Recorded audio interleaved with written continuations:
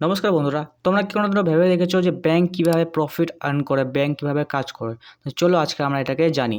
প্রথম হচ্ছে deposit and loan service.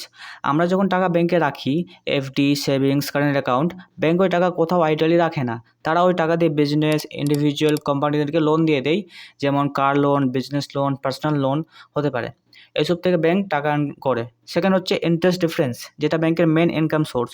ধরো ব্যাংক তোমাকে তোমার ডিপোজিটে 4% ইন্টারেস্ট রেট দিল, আর ওই লোনে কাস্টমার থেকে 10% ইন্টারেস্ট রেট নিচ্ছে। এই যে 6%-এর ডিফারেন্স, এটা হচ্ছে ব্যাংকের মেন প্রফিট। তৃতীয় হচ্ছে ফিজ অ্যান্ড চার্জেস। তো ক্রেডিট কার্ডের annual fee, ATM withdrawal charge, check bounce fee, account maintenance charge, এগুলো দিয়ে মানে অনেক বেশি টাকা ব্যাংক আর্ন করে। ফোর্থ হচ্ছে ইনভেস্টমেন্ট ইনকাম। ব্যাংকগুলো টাকা দিয়ে গভর্নমেন্ট বন্ডস, সিকিউরিটিজ, শেয়ার মার্কেটে ইনভেস্ট করে দেয়। সেফ ইনভেস্টমেন্ট থেকে স্টেবল একটা রিটার্ন পাই। এটা একটা সেফ ইনভেস্টমেন্ট, যেখান থেকে ওরা একটা স্টেবল রিটার্ন পায়। 5 হচ্ছে ওয়েলথ ম্যানেজমেন্ট অ্যান্ড সার্ভিসেস। ব্যাংকের যে রিস্ক ক্লায়েন্ট থাকে ওদের জন্য mutual fund, insurance, forex trading, advisory services দেয়। এগুলো থেকে কমিশন আর্ন করে। 6 হচ্ছে ডিজিটাল সার্ভিসেস। অনলাইন যে ট্রানজ্যাকশন হয়, UPI, debit, credit card swipe, এগুলো থেকে ট্রানজ্যাকশন ফি ইনকাম করে।